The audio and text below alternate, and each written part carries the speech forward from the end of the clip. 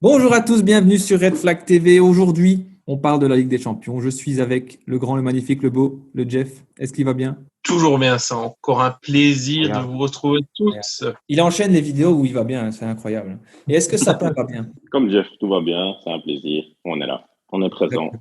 Sapin qui commence à être habitué. Tu commences à être un titulaire indiscutable de la chaîne, là. Ah, si je peux rentrer dans le 11 type, je rentre direct. Hein. Écoute, faut se battre. Et la concurrence est là aussi. Il va falloir te donner à l'entraînement. T'inquiète pas. Prouver que tu as les On est capacités. bien présent. Bon, écoutez, on a le tirage de la Ligue des Champions. On est dans le groupe H. Paris, Manchester United, Leipzig et Istanbul. Vos prédictions? Je pense, et en étant vraiment honnête, il y a moyen d'aller chercher la deuxième place. Ça va jouer vraiment serré avec Leipzig à quelques points, mais si on fait nos matchs sérieusement, c'est jouable. Je vais pas dire que c'est largement jouable, mais c'est jouable. On doit tout donner. Et on reste Manchester United. On sait créer la surprise et on a quand même ce background historique que n'ont pas les autres, parce que les autres viennent à peine de connaître des grands succès en Champions League et encore. Leipzig, c'est la première fois qu'ils atteignent une demi-finale. Et le PSG, la première fois qu'ils vont en finale. Donc, il y a peut-être moyen de jouer là-dessus. Ça va sans doute pas nous favoriser tant que ça, mais il y a peut-être moyen de jouer là-dessus. Et ouais, la deuxième place, je pense qu'elle est largement jouable. Moi, je suis beaucoup plus optimiste. Moi, je crois que la première place, elle est prenable aussi. On a déjà vu que sur les grands rendez-vous, justement, par exemple, les équipes où Solskjaer aussi peut amener une tactique, et en particulier pour un seul match en question, eh ben, il pourra justement déjouer sur certains plans. Moi, je pense que le PSG est beaucoup moins fort que quand on l'a rencontré il y a 2 ans. Donc pour moi, je trouve qu'ils sont jouables. Leipzig, ça sera aussi. Je crois que la première place va jouer avec eux. Ça, c'est moi, pour moi, je crois, soit je nous vois premier, soit je nous vois troisième. Il y va fort. Hein. C'est aussi simple que ça. Moi, je nous vois premier, soit je nous vois troisième. Soit on se foire royalement face à Leipzig et le PSG, et du coup, on va se rattraper pour jouer contre le Başakşehir. Mais voilà, pour moi, je suis optimiste. Moi, je vois la première place, j'y crois vraiment. On a Manchester United, si on commence à douter à ce niveau-là, ben, pour aller supporter, je sais pas moi, Watford ou je sais pas qui.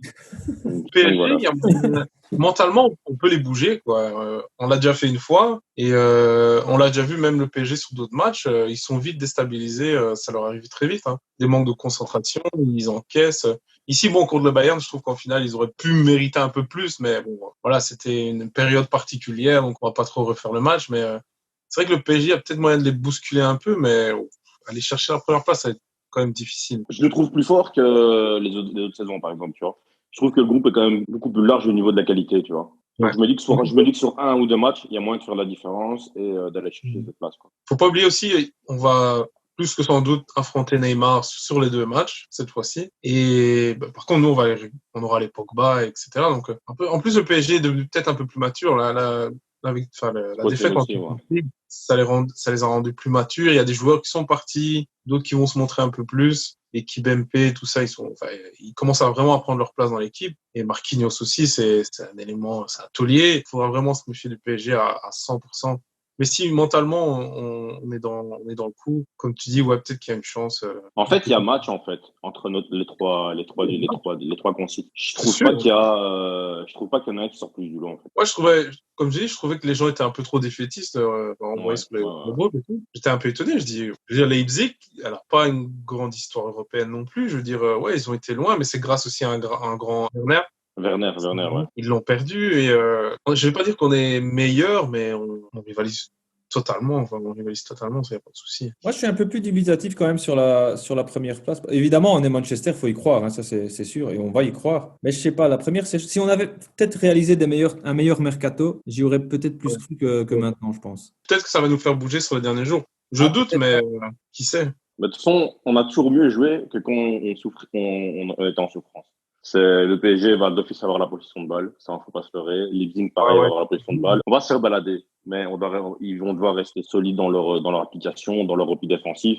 Repart très vite vers l'avant, ce qui est largement possible avec les joueurs qu'on a. Il y a tellement d'éventualités que je me dis que tout est possible. Bah, vu qu'on parle de classement, allez, on va faire vos prédictions. Donnez-nous un peu votre classement. Je pense pas que je vais être très original, mais PSG, United, Leipzig et Istanbul. Malheureusement, je connais pas beaucoup Istanbul, donc je sais pas s'ils vont pouvoir rivaliser. Par rapport à nous trois, ça m'étonnerait, quoi. Mais ouais, voilà, mon classement, c'est assez classique, on va dire. Mhm. Et Sapin, toi?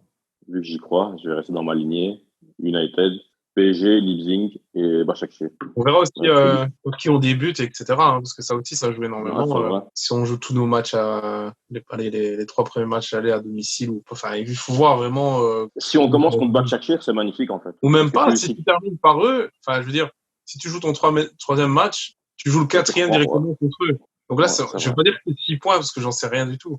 Mais voilà, c'est déjà mentalement, on se dit, bah voilà, c'est peut-être là qu'il faut aller chercher nos 6 points déjà. Et puis voilà, il y a aussi cette, je pense, rivalité entre le PSG et Leipzig. Peut-être que c'est là que les points vont se perdre aussi entre les deux. Ça, il faut compter, ça aussi, c'est vrai. Il y a des points qui vont se perdre aussi, d'office. Moi, je pense qu'entre les deux, ça va se jouer sévère. C'est sûr, si on perd des points contre Istanbul, là, ça va être très Ça va faire Ça va mal. être... faut aller chercher les 6 points. Il n'y a pas d'autre solution. En tout cas, il ne faut surtout pas sous-estimer Istanbul, parce que s'ils sont en Ligue des Champions, c'est pas pour rien non plus. Il faut quand même faire attention, mais en principe, on doit assurer notre rang, hein. Au moins contre eux quand C'est même. vrai. Et puis en plus, Donc, on va retrouver Raphaël qui vient de signer là-bas, donc ça va être sympa. Ah ouais, c'est vrai c'est ça. vrai. Raphaël de Silva, donc C'est vrai. Dembaba qui joue là. Skrtel est défenseur là-bas aussi. ouais, bah, lui, il s'est fait allumer par Martial. Il va être con. Les petites retrouvailles, là. Allez, pour parler des autres groupes, ici on a quand même dans le groupe G, on a Juventus, Barcelone, Messi, Ronaldo, ça promet. Hein. Les retrouvailles amoureuses aussi. Les retrouvailles de fin de carrière, donc on verra vraiment qui. Ouais, voilà. Vont Petite se montrer. préférence pour la Juve quand même, hein. Parce que le Barça, Suarez est parti. Ouais. Ah, bon. Et on dirait encore groupe facile Man City, hein, qui se retrouve encore chaque année. Olympiakos, Marseille. Bon, moi, je joue pas le Shakhtar. Ouais, voilà. D'habitude de leur truc, mais. Mais le groupe, là, qui me plaît bien, je crois, et franchement, qui va être plaisant à regarder, c'est le groupe Shakhtar, Inter et Real, là. Real Madrid, ouais. Et l'autre. L'Inter, ils ont pas de chance, hein. Là, ils sont passés, ils se retrouvent avec Tottenham, Barcelone. Mais ils ont pas de chance pour le moment. Comme quoi, terminer deuxième de la Serie A, ça t'apporte pas que des fleurs. Hein. Mais c'est surtout aussi le troisième chapeau qui était quand même relevé, je trouve, par rapport à d'autres années. Il y avait quand même des belles équipes. Beaucoup d'équipes italiennes qui font le jeu. Ouais, franchement, le chapeau 3, il était pas évident. Et voilà, quoi, c'est un peu chaud. Et la Lazio avec Saint-Pétersbourg, Dortmund et Et Bruges. Club de Bruges. Meunier qui retrouve encore une fois Bruges. J'ai peur pour Bruges, là, pour le coup. Pareil. Ça va être très très compliqué, à moins qu'ils te fassent le remake qu'ils ont fait face au Real et compagnie. Mais là, c'est des équipes qui vont jouer sans pression, sans rien du tout. Ils vont aller directement, quoi, tu vois. Et d'une manière plus générale, hein, vous voyez qui en phase finale? Pour les huitièmes de notre groupe, comme on a dit, moi je vois nous et PSG. Puis après, moi je vois le Real et l'Inter, Dortmund et l'Atalanta. Ouais, Bayern, Atletico aussi, normalement, ça devrait passer. Ouais, ça devrait passer aussi. Liverpool, Ajax, ça devrait passer, je pense. Ouais, l'Atalanta. Attention à l'Atalanta quand même, ils ont une bonne attaque. Mais j'ai dit quoi tantôt, moi? Parce que j'ai dit Atalanta 2 fois, là. Dortmund, Atalanta, mais Dortmund, c'est Zénith, Lazio ou Bruges.